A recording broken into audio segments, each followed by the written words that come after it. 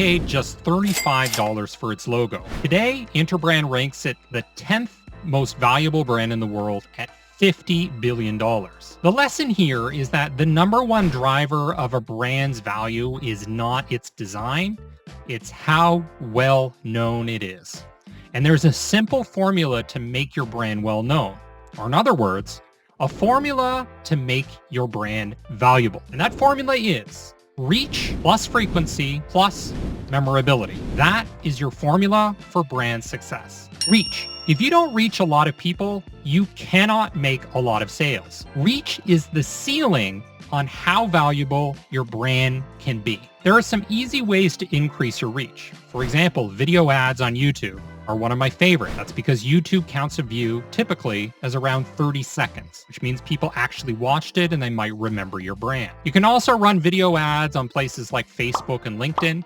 You can do billboards and other out-of-home advertising, which I've done before. This worked for companies like Brex, as well as established large businesses. You can find influencers on places like SparkToro or Twitch. You can also create interesting stories around your brand to get published in major news outlets. Number 2, frequency. People might hear about your brand once. They might hear about it twice. In fact, they might even buy your brand and still forget about you. You need to market your brand continuously throughout the year to stay top of mind. The idea here is that people will think of your brand when a need arises and then they buy from you. So you need to constantly remind them that you exist. Easy ways to increase frequency include automated emails with tools like MailChimp and Lemlist, or retargeting ads with tools like Facebook. Number 3, memorability. Research has shown that people typically cannot identify which brand paid for a particular ad. Often this is because most brands in a product category look exactly the same. Take, for example, roofers. A lot of their logos are probably pictures of houses. You can't remember any particular roofing company because they all look the same. So the key to memorability is really just looking and sounding different. Take, for example, the insurance company Lemonade. It doesn't make any sense that an insurance company is named Lemonade or that they use a pink color. But that's the point.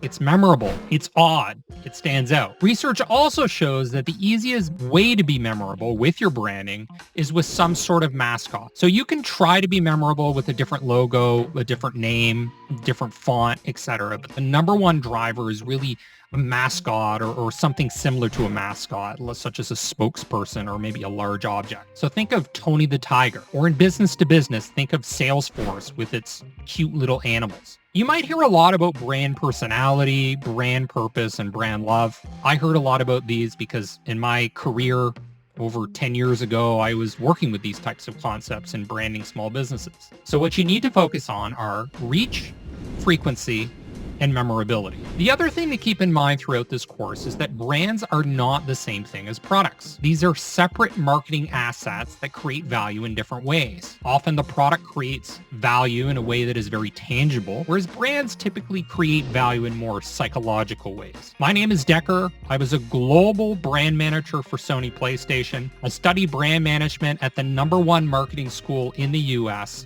Philip Kotler's Kellogg School of Management.